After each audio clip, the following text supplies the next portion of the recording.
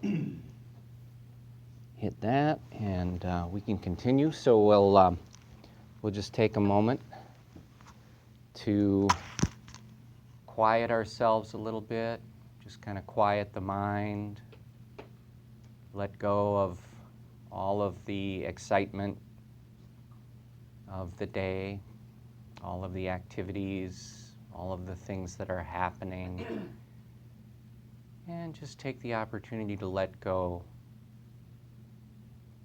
Take the opportunity to focus on some of the things that you'd like to cultivate during our time together tonight.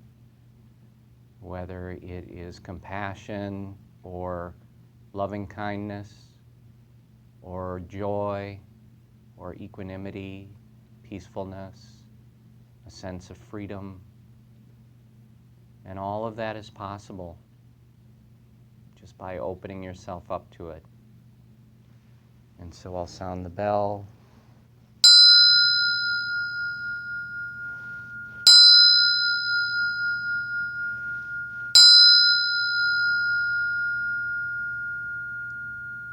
Let there be peace. Let there be peace. Namaskar, everybody. Welcome. Welcome, welcome. And Happy New Year to everybody. So we'll meditate together. So if you want to take a minute to get situated, however you'd like to be, sitting or laying, lots of space.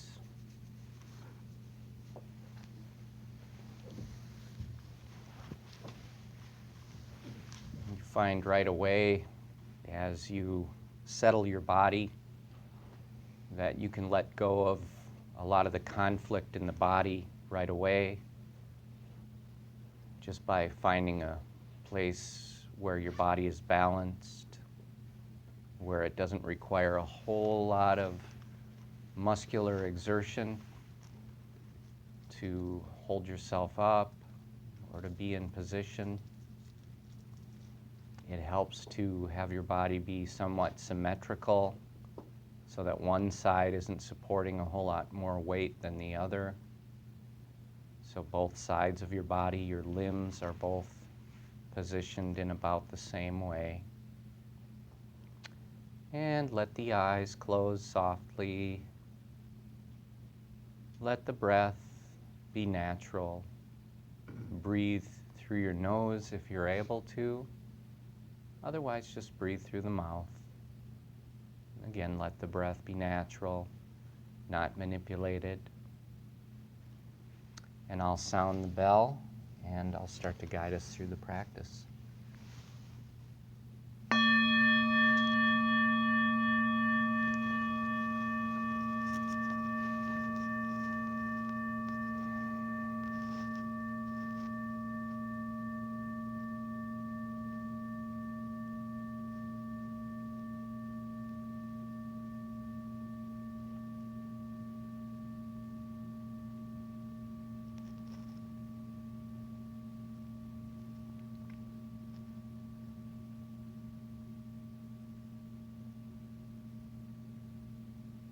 Follow the sound of the bell into silence, and let the silence be an invitation to turn your senses inward. Take a few moments to become aware of the feeling of occupying your own body. So rather than having the senses projected outward into the outside world, as is the normal habit, turn the senses inward. And you find that there's a natural stillness that comes about as a result of turning your senses inward. Just focus on that feeling of being present. And having established that feeling of presence, you can bring your awareness up to the top of your head, up to the area of your scalp, and just open up the awareness to the physical sensations in the scalp. anything you feel. Physical sensations, it could be temperature sensation, feeling of warmth or coolness. It could also be a sensation of air movement across the scalp or the hair. Sometimes there are sensations on the surface of the skin, a little tingle or an itch or a pulsation. So just open up to those sensations. As you're observing them, if you notice any tension in the scalp, you can release that. Just let the tension go. Continue to focus on the sensations. And then from the scalp, you can let the awareness move downward into your forehead. Let it move through your temples.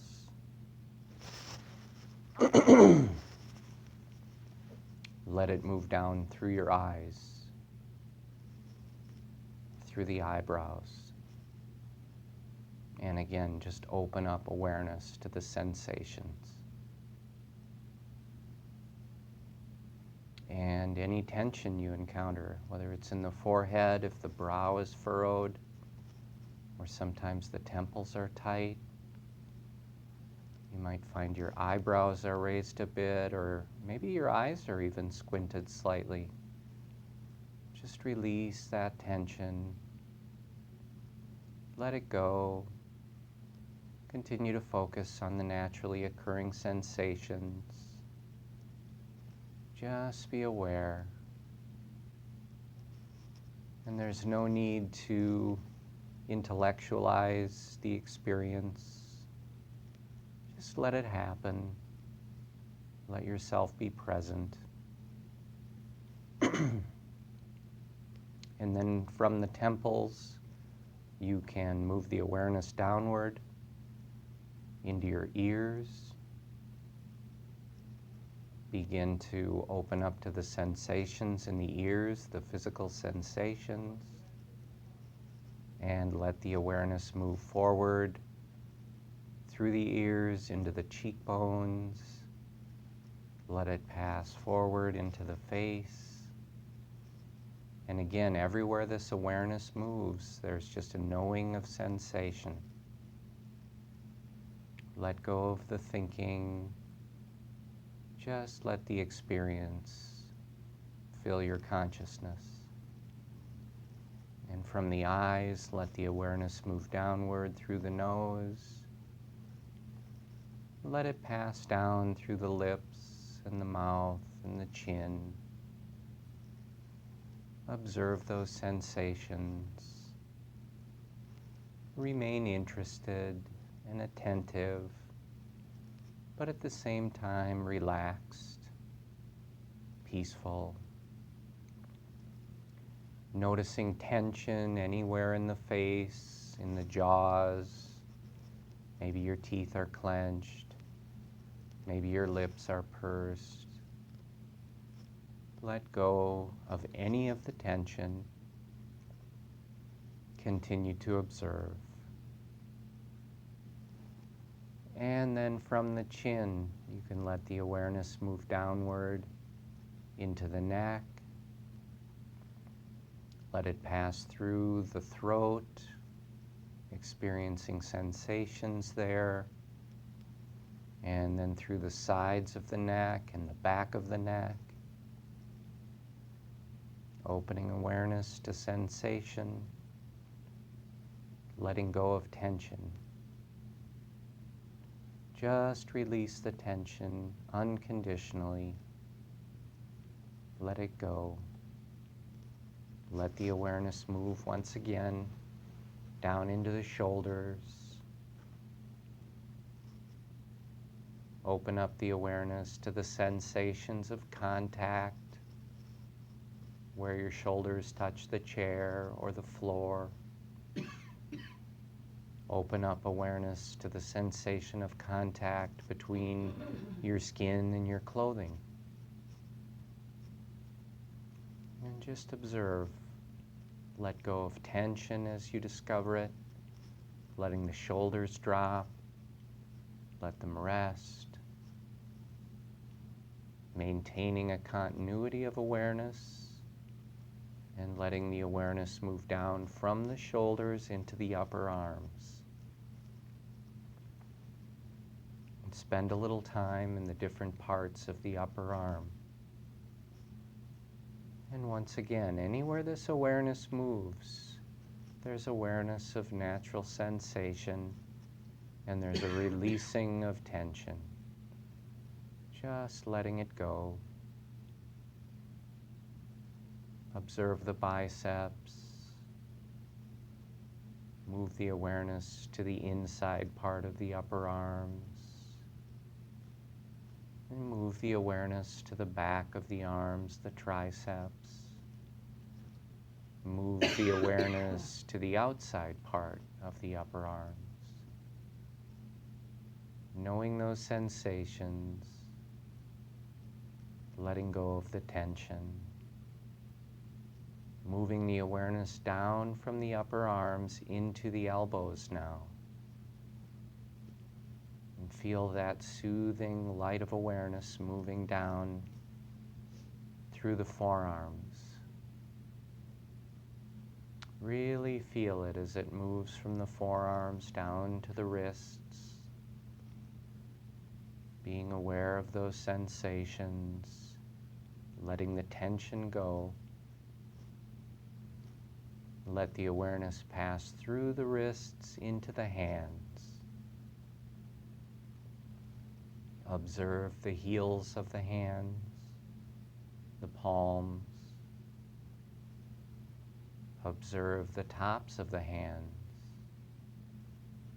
Notice the feeling of contact between your hands and maybe your lap or the floor.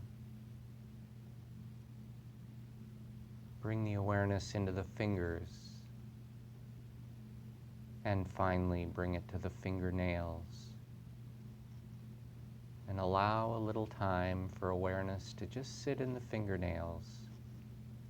See if you become aware of sensations there. It might be very subtle sensations, but just let yourself observe. Let go of any tension in the hands. If the hands are clutching, just let them go. And then we'll maintain a continuity of awareness, bringing the awareness from the hands up to the top of the chest. Move the awareness across the collarbones, and then let it drift down through the collarbones, down through the chest. Let it move down all the way to the base of the sternum. And then once it's there, let it move outward through the rib cage. Just be aware of the sensations. And let go of the tension. And then bring the awareness from the rib cage to the underarms. Spend a moment there, observing. Let the awareness move down through the sides of your body. Let it move all the way down to your waist. Be aware of the sensations in the sides. Be aware of the sensations in the waist.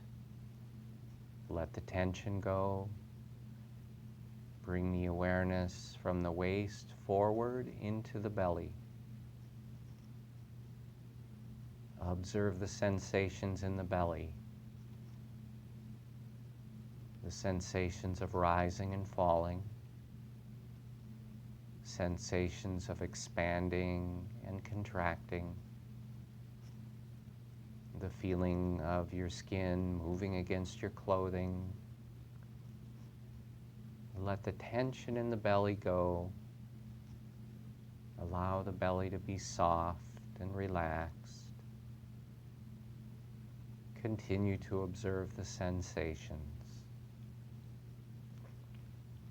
Notice the deepening of peacefulness as you continue to move through the body, and maintain a continuity of awareness as we move from the belly around to the top of the back. Starting at the base of the neck, let the awareness move down through the shoulder blades.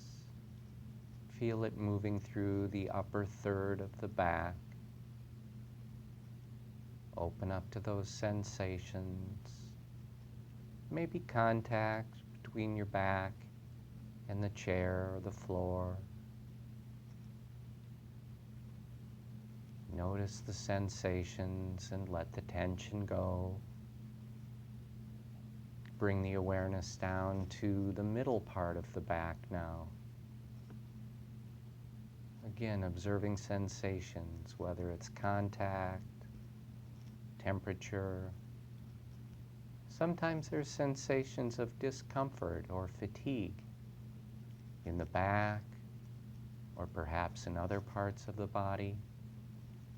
But if you encounter tension in the back, or pain in the back, or discomfort, just allow space for the sensations in the back to be just as they are. And you become aware of how, in allowing space without developing animosity, that the pain in the back or the discomfort, it dissipates, it softens, it becomes less of a problem. Just let go. And bring the awareness down into the lower part of the back now. Staying with the sensations, allowing space for unpleasant sensations, letting the muscles relax, and then moving from the lower back down into the sit bones. And move the awareness through the hips.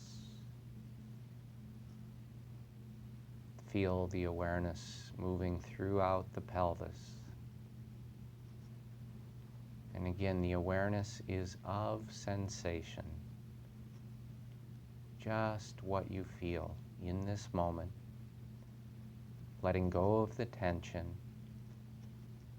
and letting the awareness now flow into the thighs.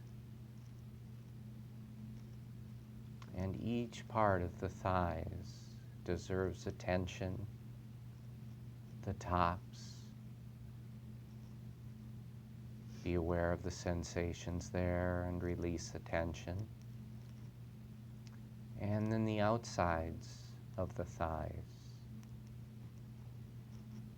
Moving down to the underside of the thighs. And then bringing the awareness around to the inner part of the thighs.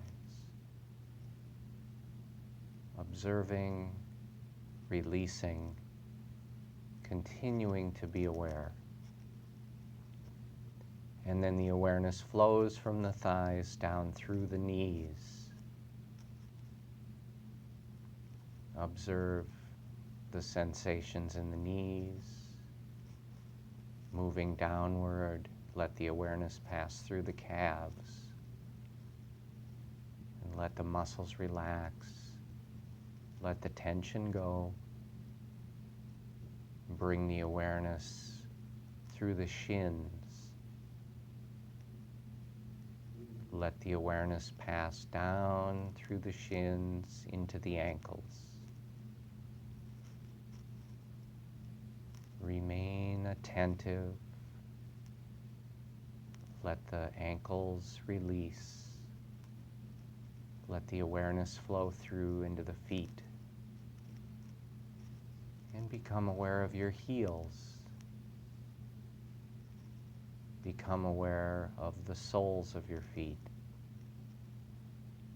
and the balls of the feet. Moving awareness around to the tops of the feet.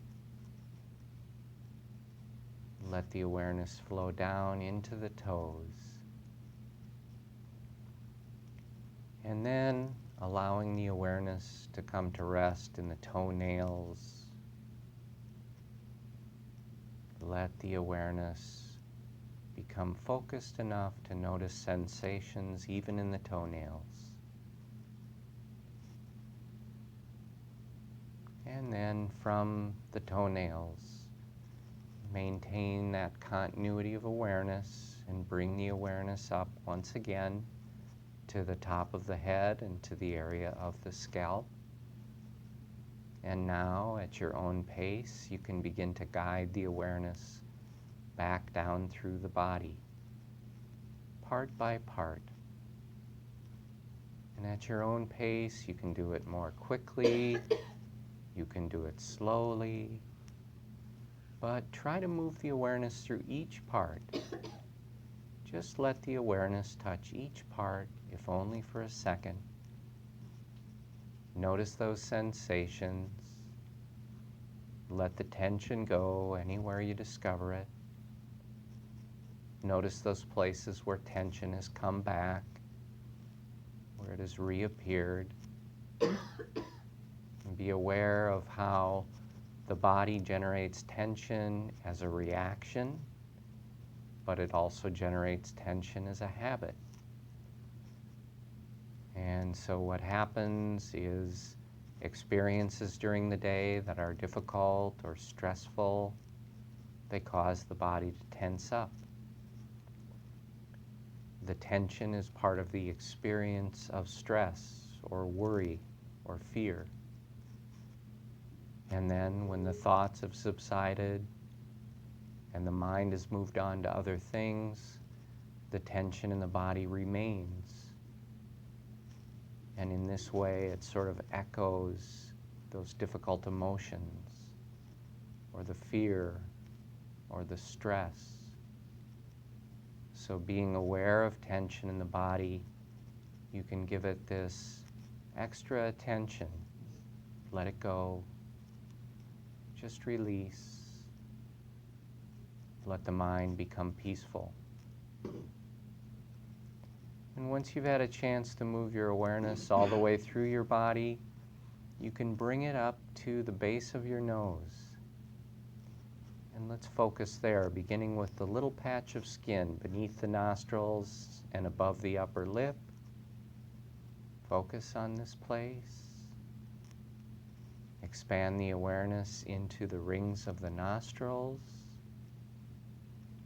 And then expand it a bit further into the nasal passages.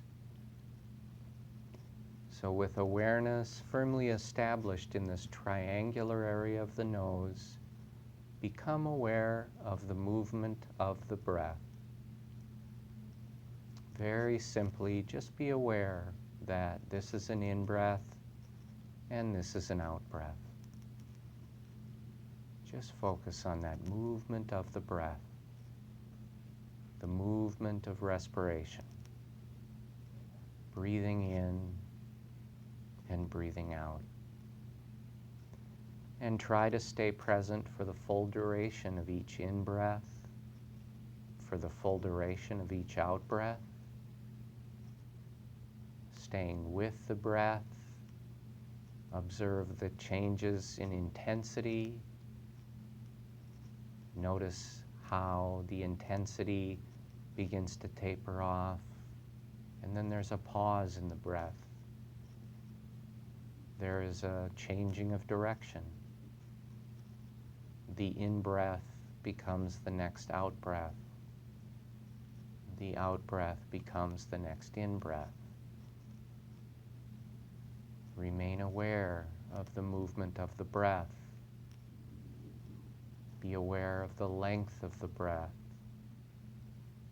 Sometimes the in-breath is a bit longer. Sometimes the out-breath is a bit longer. You may notice that there's more air passing through the left nostril or more air passing through the right nostril. Open up the awareness to the feeling of touch anywhere in the triangular area of the nose. And you may become aware that there is this feeling of touch. The air moving through the nose and the feeling of touch. The touch of the breath. Open up the awareness to more sensations within the breath. As the air goes in, it feels cooler in the nasal passages. It feels drier. As the air goes out, it feels warmer in the nasal passages. It feels more moist. So just open up your awareness to all of these subtleties of sensation within the movement of the breath. Just stay focused on that movement, the touch, and sensations of breath. And any distractions that arise, if you become aware of distractions, it's an opportunity to let them go and just return your awareness back to the breath. Very simple process. It doesn't require any exertion. It's just a noticing. So sometimes there will be sounds in the building or in the room, and the mind might move to the sound. But upon noticing that, you can just guide the awareness gently back to the nose and just return to the breath. Remain aware. And sometimes there will be sensations in the body, fatigue or discomfort, or sometimes an itch or a tickle. If you become aware of these sensations, pulling the mind away from the breath, just take the opportunity to return the awareness to the nose. Return to the breath. And sometimes you'll just discover that the mind has wandered away in thought, imagining. And if you discover this, just guide the awareness back. No exertion, just a gentle returning. Go back to the breath. Focus again. Let your awareness of the breath completely fill your consciousness. And let's focus together on the breath in silence for a couple of minutes. After a couple of minutes, I'll sound the bell to end the meditation.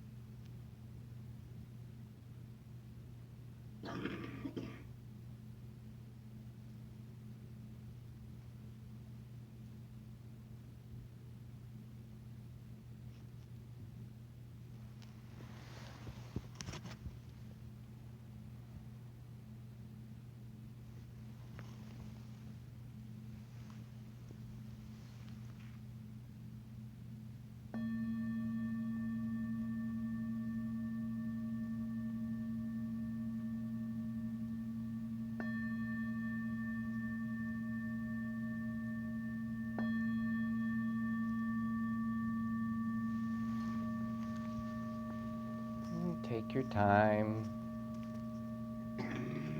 Just come gently back out of the meditation. Let your awareness move back into the room.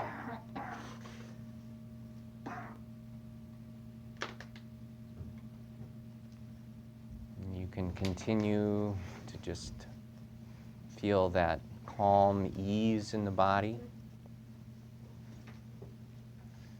Makes everything that happens easier to tolerate. You find that even the aches and pains in the body aren't as bad. It's kind of neat to notice that.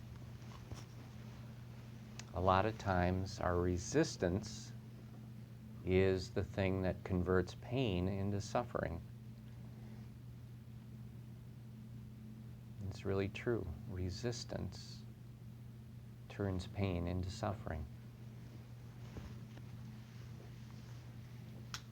So with the compassionate heart that we cultivate during the meditation practice and during the other parts of our practice, we're just developing this lightness where we're a little more fluid. We're just able to allow things to flow through our experience, and we don't feel like each and every one of them has to be the object of a big, kind of internal confrontation.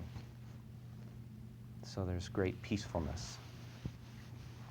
Great peacefulness. Well, welcome. First class of the new year, first gathering of the new year. I hope it's going to be a great year for everyone, year of health and wellness, happiness and love. Before we start on our topic, which last week was forgiveness, and we're going to spend a little time on that again tonight, and then we'll move into some other things.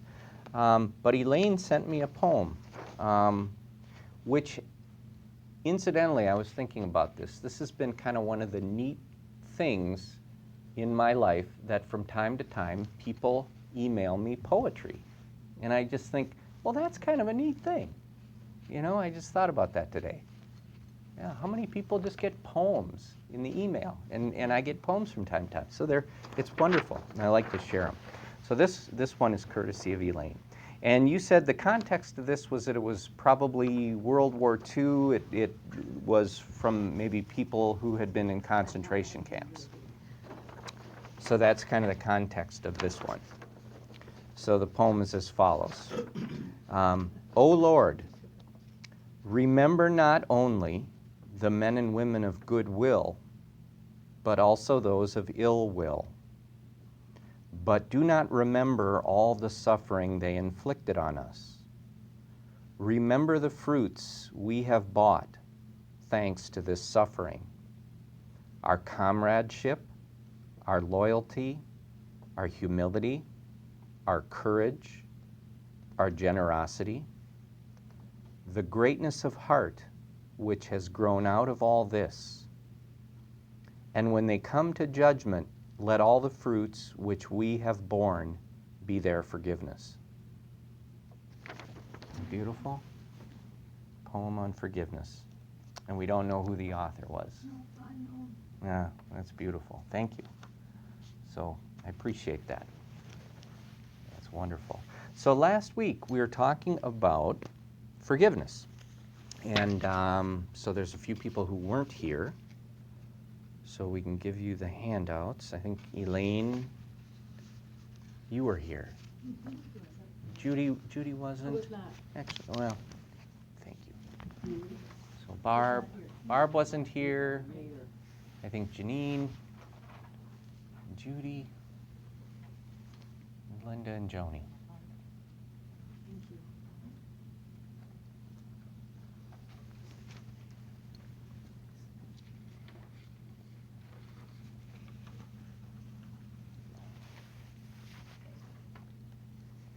Thanks, Cheryl. That was it. Thank you very much. I appreciate it. So last week, we were talking about letting go of non-forgiveness, clearing the path to peace and freedom. And kind of as this poem illustrates, forgiveness is a way of kind of clearing the path in front of us. And normally that path might be filled with resentment or anger or bitterness, sometimes guilt, sometimes hatred even. And one of the things we discover is that the practice of letting go intentionally, of really being aware of non-forgiveness when it shows up in our lives and starting to cultivate real forgiveness is a way of setting ourselves free. So it's a very, very healing practice, and it clears the path. It gets the junk out of our way.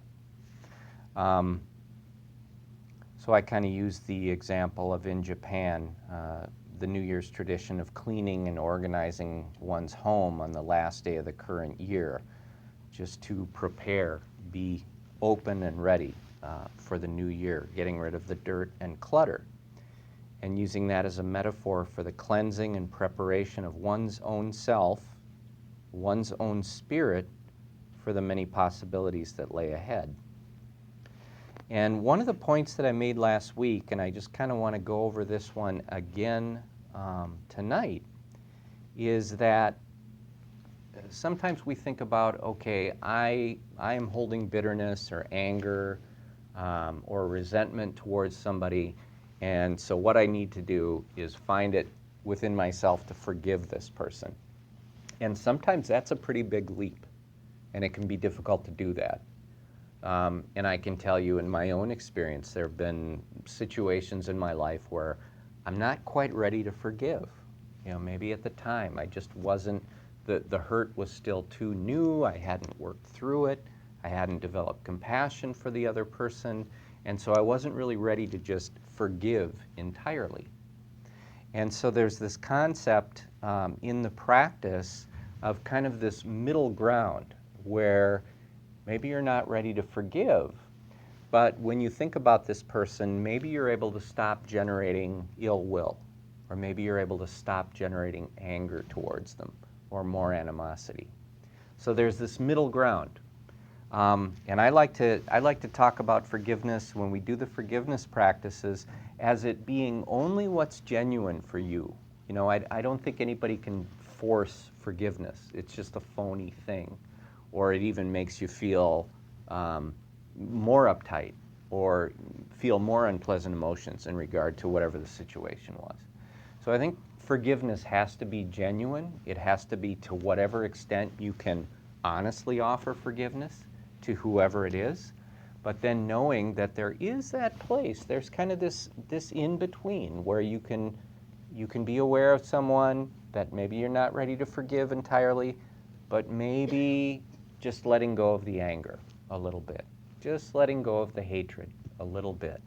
So this is super helpful. So you don't have to feel guilty about not being ready to forgive, but you can do whatever is real for you. So that was one of the big points that I wanted to make. Reinhold Niebuhr said, "Forgiveness is the final form of love." Forgiveness is the final form of love. And thinking about that, that also suggests that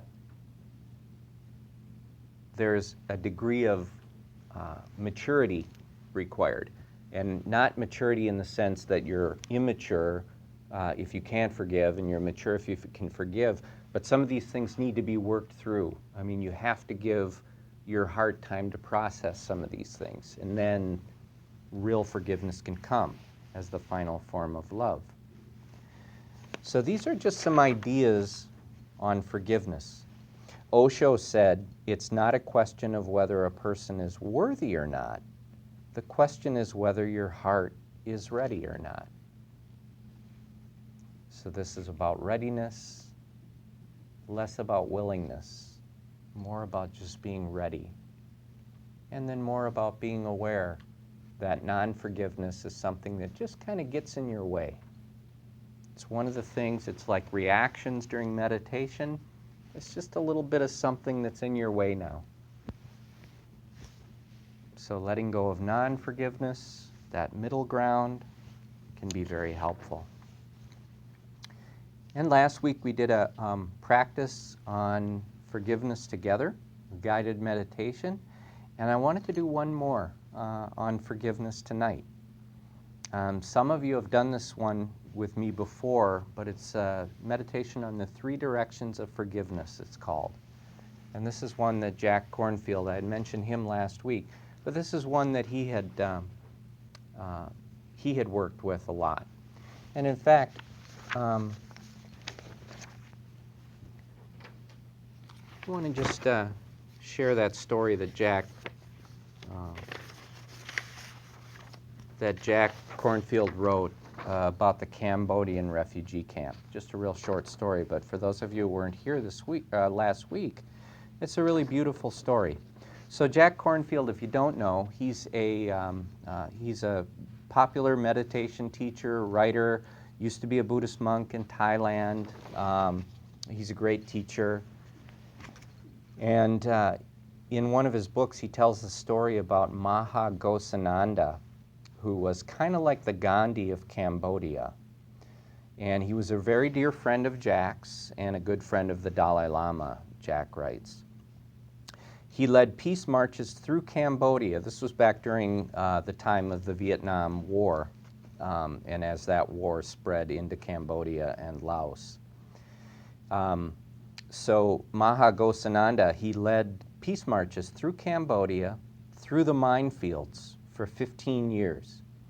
He would walk people back to their villages who wanted to return, chanting loving kindness and forgiveness the whole way.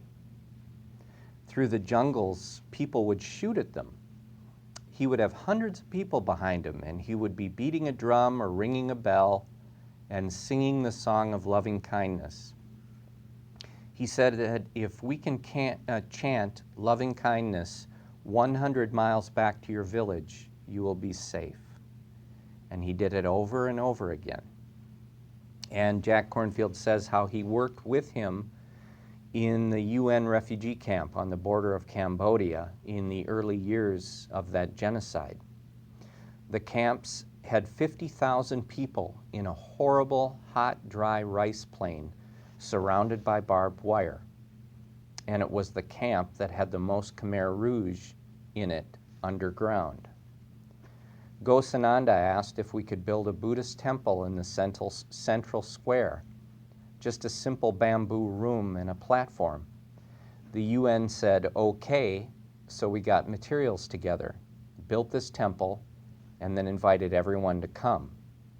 The Khmer Rouge underground said, if anyone goes to this temple, when we get back to Cambodia, which was only 10 miles back across the border, when we get out of here, you will be shot. So we didn't know if anybody would come. We went around the camp and rang a bell that morning, just as you would ring the temple bell, and 25,000 people gathered and filled the square. And Maha Ghosananda got up on this little platform. Most of the monks were killed. 19 of the 20 people in his family were killed. 95% of the monks in the country were executed. All the intellectuals were killed. He got up, Maha Ghosananda, and looked out at the sea of people. They hadn't seen a monk in 10 years. The faces of trauma and shock and loss. What do you say? He began to chant in Cambodian and in Sanskrit this simple chant that is one of the first verses of the Buddhist teachings. It goes, hatred never ceases by hatred, but by love alone is healed. And he chanted it over and over again. Hatred never ceases by hatred, but by love alone is healed. Slowly the voices began to pick up and chant with him, and pretty soon 25,000 people were singing this and weeping because it had been 10 years since they had heard the Dharma, the truth, the way. And what I saw is that he spoke a truth that was even bigger than their sufferings. even bigger than their sorrows. This is the ancient and eternal law. Isn't that beautiful? So sometimes I hear stories like that about people who were able to conjure up this incredible forgiveness in the face of genocide and brutality and all of this horrific violence or concentration camps. And then I think about my experiences with non-forgiveness. And so it's an inspiration to me. It should never be like a guilt thing that you feel like, well, if they can forgive, I should forgive. But it's an inspiration that, wow, these people have cultivated such forgiveness and love in their hearts. I think it's possible for me to do that as well. So that inspiration. So what I wanted to do tonight is just spend a few minutes on this meditation together, the 3 directions of forgiveness. So I'll guide you through it, and we're already in a pretty good relaxed state from our previous meditation. And I'll just guide us all through this. I'll share the words, let your eyes close, let your body soften again. Just kind of let your heart open along with your consciousness. And to the extent that you feel comfortable, just let my words speak for you as I share this meditation with you. So this is the first direction of forgiveness. Again, just let this be the song that your heart sings right now. There are many ways in which I have hurt or harmed others, betrayed or abandoned them. I remember these now. Let yourself remember and feel the sorrows which you carry from betraying or harming others. There are so many ways that each of us in our lives have harmed others knowingly and unknowingly, betrayed, abandoned, hurt. I remember these now, and I feel in my body that which I carry.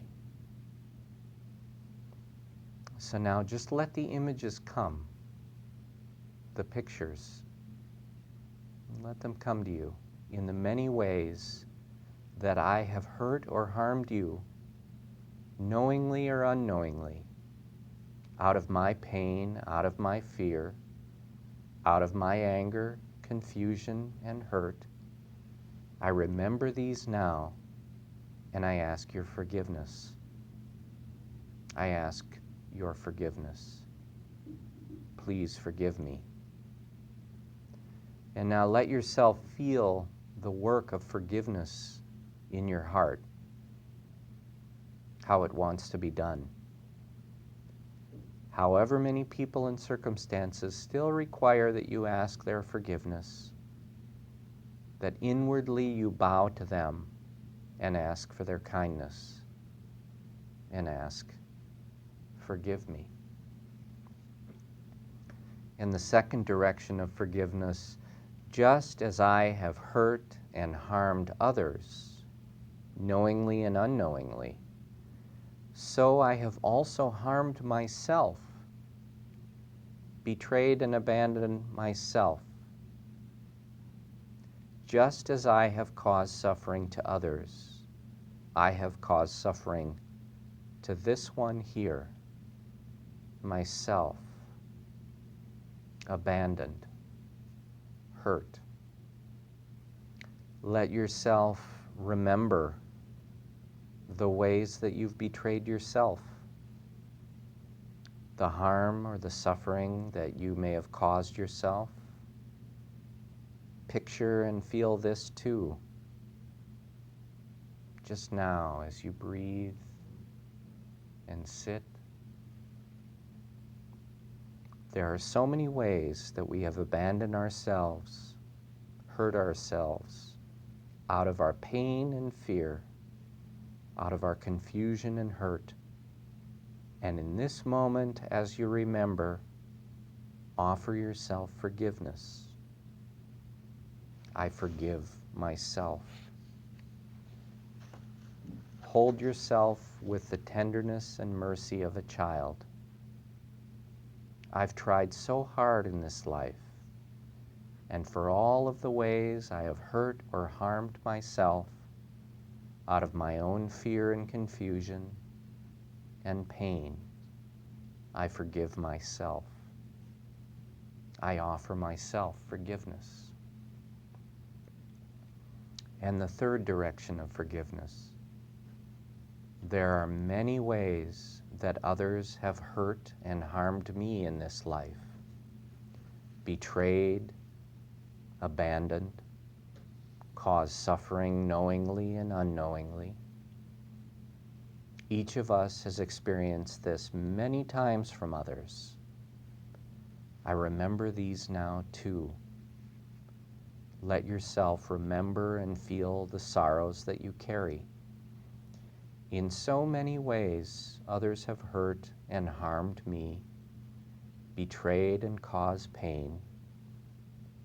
I remember these now, and sensing them and how the others have hurt me out of their pain, out of their confusion, out of their fear and anger and hurt, in this moment, to the extent that I am ready, I offer you too forgiveness.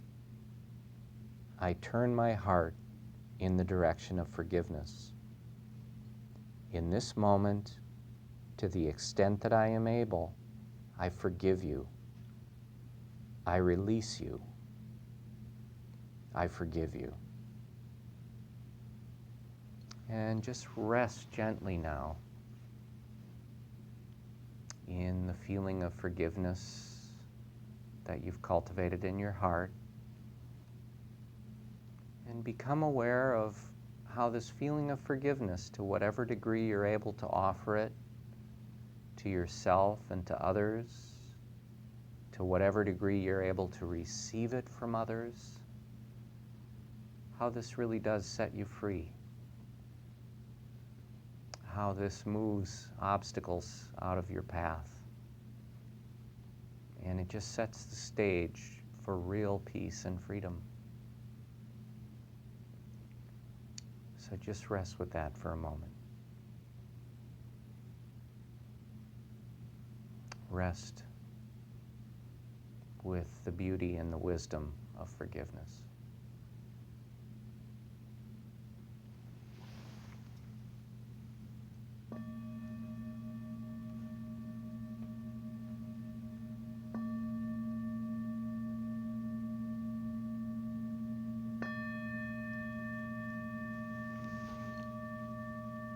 I think that's just a really beautiful meditation on forgiveness, covering all the different aspects of it.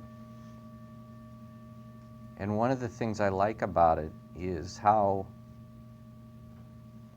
we recognize that we've caused other people to suffer. We've caused harm to other people at different times. But as this meditation describes, it wasn't out of maliciousness, but, it's out of our own confusion or fear or anger. We become aware of that. Yeah, that's where I was in my heart or in my mind when I did those things that may have harmed another person. So you kind of become aware about that, aware of that about yourself. And then when you start to think about the things that others may have done to you, you kind of understand. There's this compassion that, them too. That out of their fear or out of their confusion, out of their own pain, they may have done these things. So I think there's a real beauty to this practice, the three directions. So seeking forgiveness for the things that you have done to others, asking forgiveness from yourself for the things you've done to yourself, and then offering forgiveness to others. Those are the three directions. Anybody have any comments or thoughts on forgiveness, the forgiveness practice? I always think it's a great way to start the new year, though, because it's cleansing. Forgiving yourself, I think for me is hard. But what is it? What's the attachment? What is it?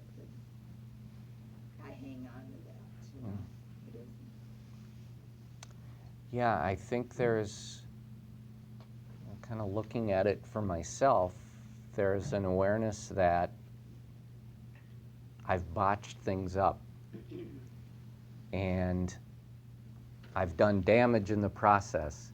And so it's such a mixture. You know, there's regret and grief and guilt and anger, and so all of these emotions are kind of coming together. And I think as a habit, we're just so critical of ourselves. There's just this one here. I mean, think of all the things you've said to yourself today. Oh, you shouldn't have done that, you shouldn't have overslept, you shouldn't have eaten that much. I mean, it just starts, the alarm goes off and then the dialogue starts, the narrative starts. So I think it's just so deeply ingrained, it's worth thinking about and really doing it as a practice. Forgiving myself kind of softens my heart. I feel like I can forgive others. When I forgive others, I feel like I can forgive myself a little more. I see the causes of these things in my life and the lives of other people. So all of this, it's just tremendously liberating. Yeah, but I think that probably is the hardest thing, is to forgive ourselves for the things we regret.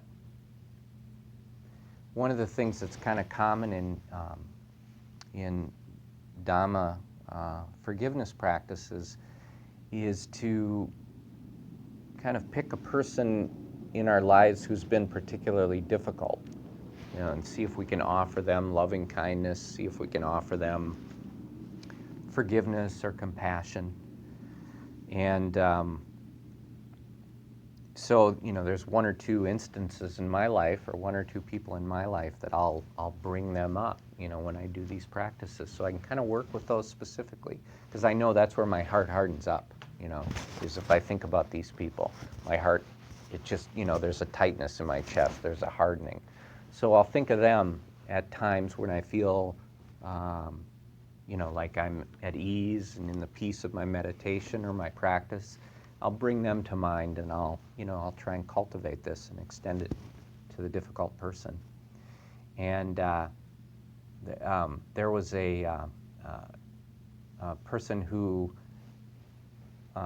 had attended meditation classes with me for quite a period of time, and we talked about how we would bring up this one person in our lives, our difficult person. And she worked with that person over and over for a couple of years, and she really got to the point where she said, I need to choose a different difficult person, because I really have let go of all of my non-forgiveness towards this person, of all of my ill will, all of my anger. So she was really, it was a transformation. She really found that, that ability. Yeah, she was something I saw on Facebook. These little boxes where, people say the quote for me or whatever, this month or whatever. It said something about the strongest person is the first to apologize. The healthiest person is the first one to forgive. And the happiest person is the first to forget. And I thought, that's really a lot of what we're learning about. Mm-hmm. Letting go of everything. Mm-hmm. Yeah. Yeah, that's beautiful. And then, like I say, if you're really not ready to forgive, don't beat yourself up about it, don't force it, but maybe let go of the generating of ill will, and you kind of become aware of what that feels like. Sometimes you picture the image of somebody that hurt you, and there is an active generation of ill will. You actually feel that going on in your body, or in your mind. This I am generating anger, or I'm generating hostility towards this person when I think of them. So yeah, if you're not ready to forgive, maybe just let go of that, and then feel it feels better. It feels better. So whatever you're ready for. Any other thoughts? I assume they're linked. So if you can't forgive yourself, is it more difficult to forgive others and vice versa?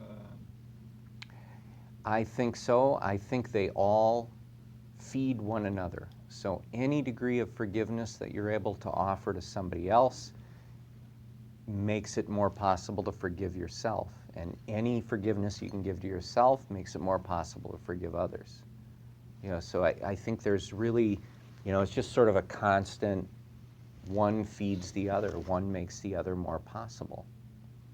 So just starting anywhere, I think is so helpful. So even if it's maybe an easy one, maybe you can think of somebody that did something and it was kind of simple, and maybe it was just a couple of cross words, and you can think, oh, I know they were upset when they did that, and so you can just forgive. And then there's that genuine feeling of forgiveness in your heart, and then with that feeling cultivated, then, yeah. So if I can forgive them for cross words, I can forgive myself. That makes it a little easier to forgive something more, maybe more difficult. So yeah, very much so. So this person that you're talking about who had to find a new difficult person, my question is this only in her mind, or is she going to do something different with a difficult person? Well, I think both. I think that, this difficult person, in her case, this was somebody who was still in kind of a peripheral way, in her life. This was somebody that she still would come into contact with from time to time. And so there was a real opportunity for, this is how I'm going to interact with this person. But then obviously, a lot of that, or maybe it's not so obvious, but a lot of that is going to take place in your mind and in your heart before you get to that person. So we talk about how there's three kinds of action. There's physical action, the stuff that we, do physically. There's vocal action, the things we say, the words we speak. But then what precedes both of those is mental action. So before we ever get to the point of speaking to somebody or doing something physically, we're going there in the mind. And so, yeah, before being able to maybe forgive someone face to face or, in some way reconcile, the work has to go on in the heart and the mind first. I think that paves the way. And sometimes we're not able to actually be with those people face to face again, maybe there's people in my past that I'm not going to go hunt them down, so that I can say, hey, I'm sorry I did this. It would be disruptive to their lives, and not in a positive way. So you think about what's skillful. Does it make sense for me to find people and ask for forgiveness? Well, maybe in some cases it does. In other cases, no. But you can ask for forgiveness and really come to this place, even if this person you're not going to see them again. You can really, genuinely cultivate this asking of forgiveness. So I think it's a very real thing. Do you think that maybe after the practice, though, you start to internalize some loving kindness and calmness and not so easily offendedness, that you don't really, concentration there's big things to forgive. Mm-hmm. But sometimes you'll look at things and think, that probably wasn't that big of a deal. Yeah. That I just was offended about something that the person maybe didn't mean to offend you. The other big stuff, that's another, murder or whatever, I'm not talking about that. But I think people kind of get to the point, like, you can put things in your mind where you think somebody's trying to offend, and it's like, that was the farthest thing from they weren't thinking that at all. Mm-hmm. Or, maybe they're having a bad, I don't know. I think maybe that's what the practice will kind of start to, like, you don't know where they're at, let them go, they want to speed. You just don't, maybe get so Mm-hmm. upset about some things that, Yeah. like, where you have to go around and forgive people. Mm-hmm. Yeah, I think that's very true, and that's why there's a balance in the practice. Those 4 Brahma Viharas that we work on all the time.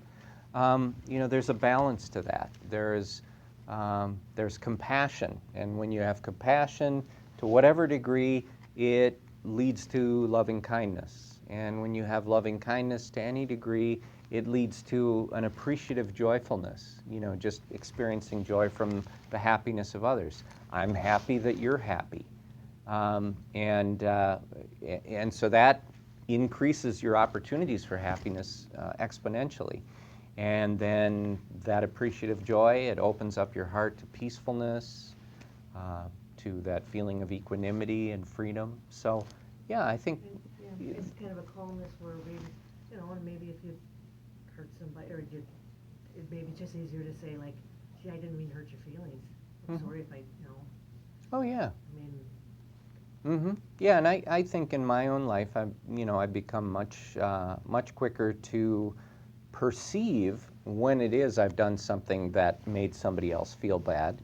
And so just noticing that, self-awareness. And so then I'm more likely to ask for forgiveness. And, so this, yeah, it starts the process. Yeah. But I think looking at forgiveness as an ongoing practice, as a work in progress, as a way of clearing your own path to happiness, I think that's kind of the value of this. Do you see suffering as a mystery? Other than, suffering because of our own attachments, but like I'm reading The Underground Railroad now. Mm-hmm. And in that book is every cruelty that they did to slaves. It was all wrapped up in that one book. Mm-hmm. And I'm going to stop reading it because I have enough of that. Sure. But it's still a mystery. The suffering that people have gone through. Mm-hmm. Describe a mystery in what way? I'm curious about that. Well, it really isn't an answer why some suffer more than others. Mm-hmm. Right. I think, looking at it that way, yeah, there's a degree of mystery. In the practice, we talk about how there is an impersonality to things sometimes, which means that it's not the universe kind of singling you out and getting even with you for stuff that you did or somehow you deserve it. Now, there are things we do that set things in motion that maybe we come back and suffer as a result of that. But I think in other cases, it's just random happenstance, If people choose to be cruel and we're there, there it is. It happens. Did I read in one of the books about pain is physical, suffering is mental? Mm-hmm. I did read that. Yeah. Okay. Yep. Yeah, that's... So the suffering is how much you want to take that. I mean, there's pain. There was obviously very real physical pain Mm-hmm. that people endured, but the suffering part of it is how much you want to. Yeah, it's how you work with it. And there's stories of that. It's like this forgiveness poem that Elaine had sent. Talked about it, I think I've mentioned it in the book, where people who have been in concentration camps and have been, they've had their families killed and they've been tortured in horrific ways, have realized that their own freedom lies in their ability to forgive. And then there's growth. And Viktor Frankl, I don't know. Right. With the man search for meaning. Yeah. Mm-hmm. About finding the beauty in Yep. things. And if you lose finding beauty, you lose part of your reason to exist. Mm-hmm. And finding beauty in a fish head of dirty water when you're being served that in a concentration camp. That was the example I gave. Mm-hmm. Yeah. Yeah, Viktor Frankl, and there's a couple of quotes by him in the book. But we talked about the strawberry. We talked about the parable of the strawberry. I don't know, were you here for that one? That was a parable about finding beauty in the moment. The tigers chasing? With the cliff and the rope? Right. Okay. Yeah. Okay. Right. Yeah, that was a parable about finding beauty in that moment. Barb, you weren't here for that one. I was here for that. You were here. Yeah. In fact, I commented that sometimes when I get so Yeah. about things, I'll just turn my mind to something else, and I mentioned music. Mhm. Just find a strawberry Yeah. and focus on it. Yeah, yep, find a strawberry. Or, one of the things I find myself doing is I put a little suet cage outside the window, and so I go look. I haven't seen a bird there yet, but I know they're eating it because it's getting smaller. And so that's kind of there's appreciative joy there. Or the little bird that I've talked about who every day at about sunset, I would hear the bird arriving in the vent outside of the kitchen over at the meditation center. And I could hear scratching, and I thought it was a mouse, and I kind of rapped on the wall, and I kept hearing the scratching. I went out and looked, and there was actually a little bird who goes in there. And so then it was like every day I would hear it, and it was neat. And then it would start at 4:30, and then it was at 4:45, and now it's staying lighter longer. So, but so there's little things like that. There's little opportunities all over the place. I'm kind of hesitant to go into any new material tonight, just because we're almost at the end of our time. So maybe we'll just take a couple minutes to work on the 4 Brahma Viharas together. We'll just do a couple minutes, and then we'll be done early. And that's okay. I don't think I've ever done that before. Ever. So that's great. It's a new year. So we'll finish a few minutes early.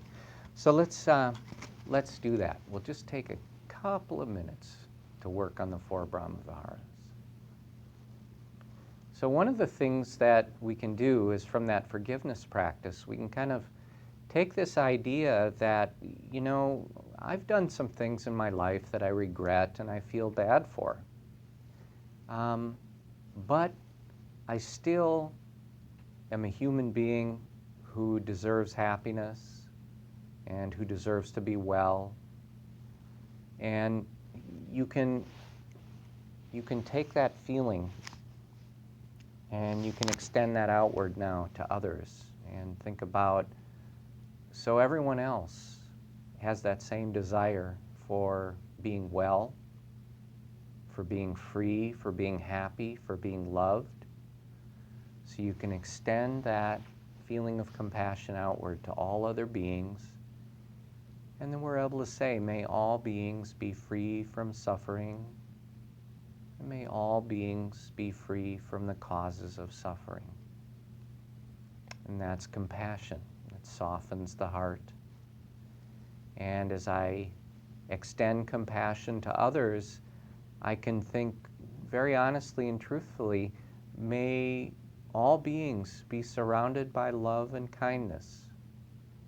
May all beings be surrounded by love and kindness.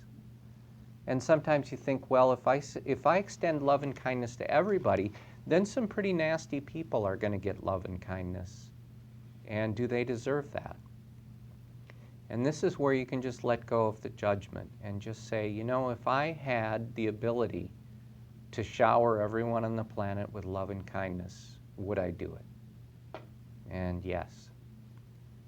Yes is the answer. So may all beings be surrounded by love and kindness.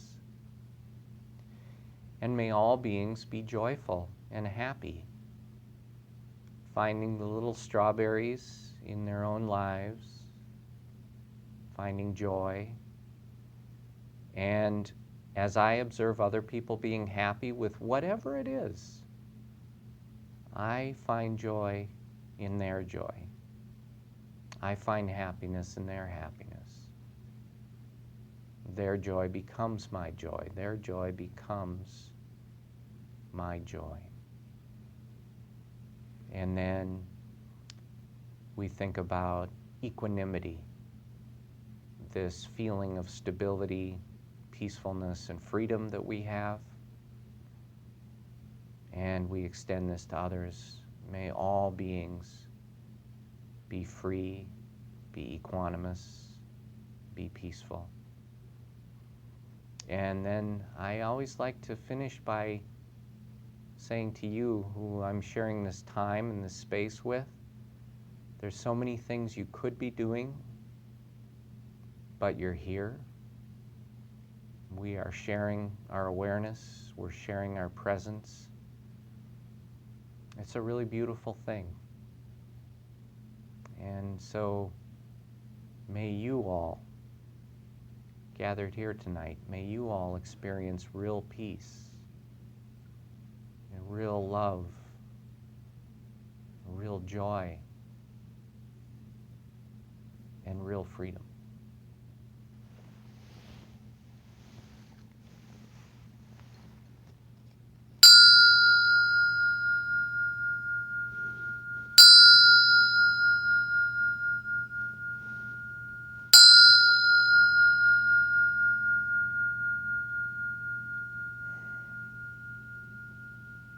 Namaskar, everybody.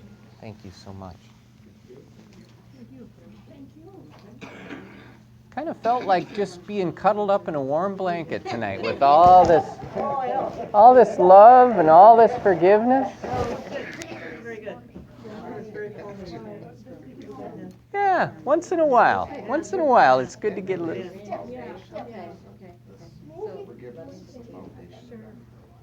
Well, how often do you, Pretty important. I mean, if you want. Well, try